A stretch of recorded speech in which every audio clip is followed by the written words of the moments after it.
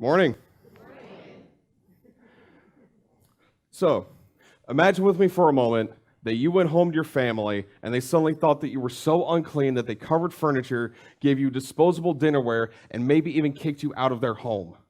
Or maybe if your friends no longer wanted to hang out with you, your lovers and sexual partners no longer wanted to have anything to do with you, and that there were laws out there that threatened you with felonies, murder, or even bioterrorism because you didn't disclose your private medical information, and all because you have HIV.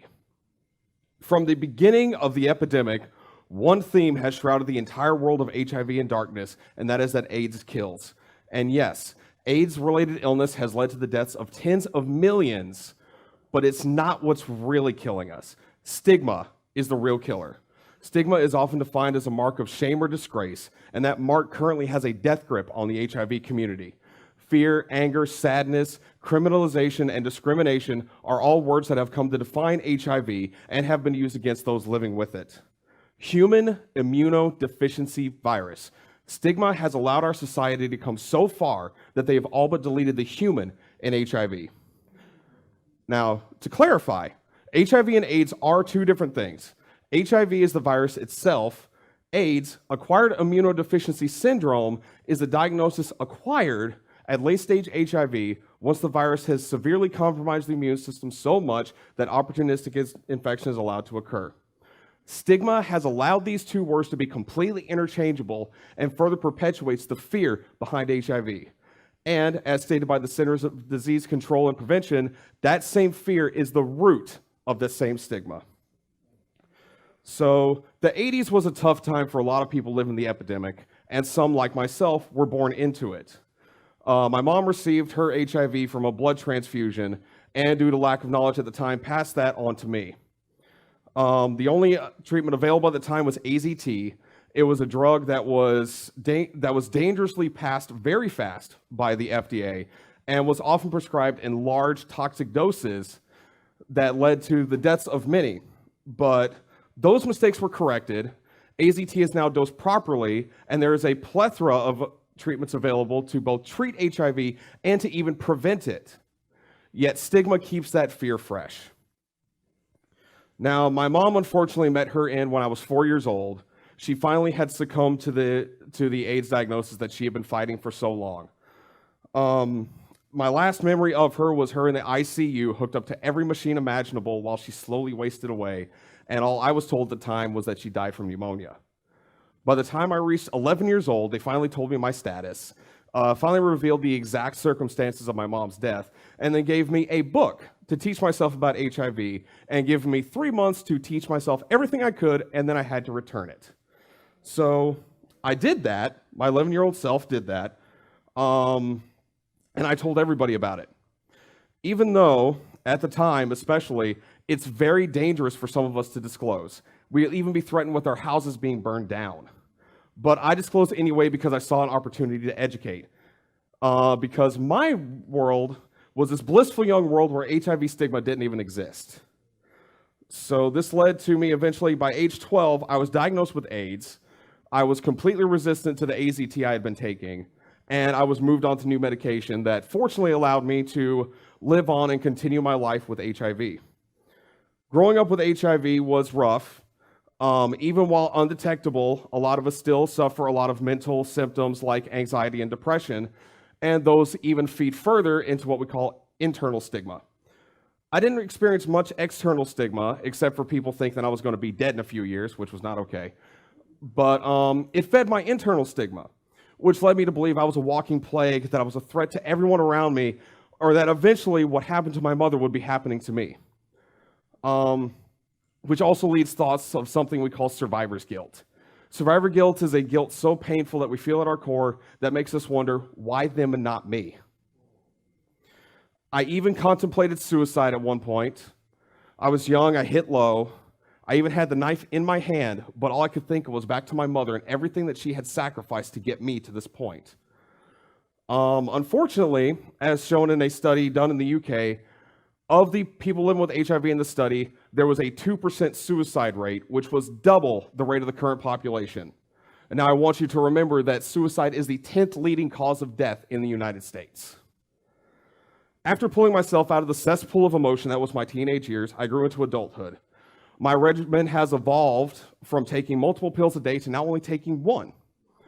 I even managed to grow up enough emotionally to get married. My wife and I, we're a magnetic couple, which means that I'm HIV positive, she's HIV negative. Something that most people would have thought completely impossible or insane just because of my HIV.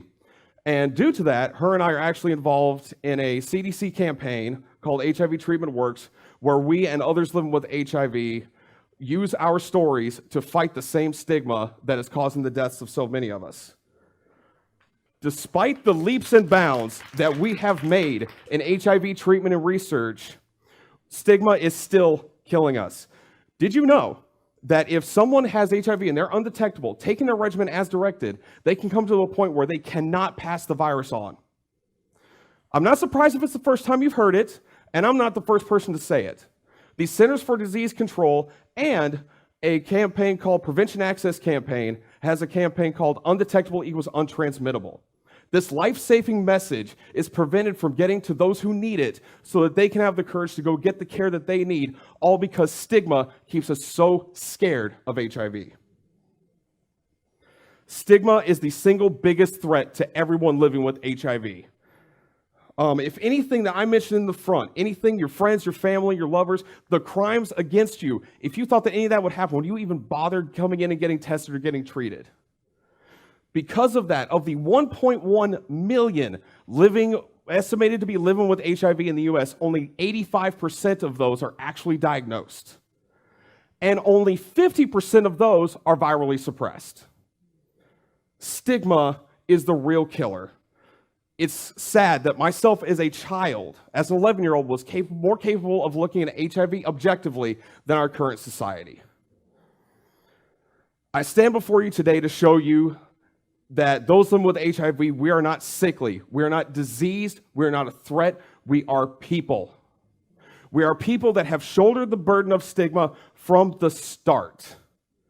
Too long has society taken the human out of HIV out of fear, and the time for that fear has passed.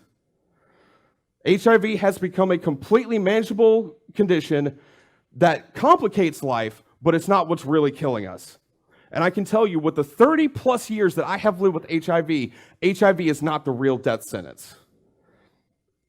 So, despite my success story, what that does not do is devalue the pain and suffering that tens of millions of my fellow peers are experiencing all around the world just because of stigma alone. Every single person living with HIV has a story. Every last one of those stories is valid, no matter how long or how painfully short. So what I want to do is honor those who are unable to disclose because they fear for themselves and fear for their lives, and those who have sadly lost their fight with AIDS, much like my mother. Every day, those living with HIV fight to survive the stigma that is killing us mentally, emotionally, and by proxy, physically.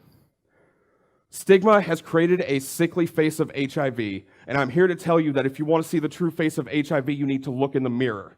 It is humanity. It is all of us. So I hope after listening today, you now have a new perspective on the HIV epidemic and our true, actual problem to ending it. Starting to run out of steam. So I hope you have a new outlook on people like myself living with HIV and are going to step out of your stigma and go educate yourselves and then talk about it. We can't do it alone. We need everybody. Even those who are negative need to step forward and show that we are not to be feared. We are to be embraced as the humans we are, because it's impossible to move forward while we are staring at the past. Thank you.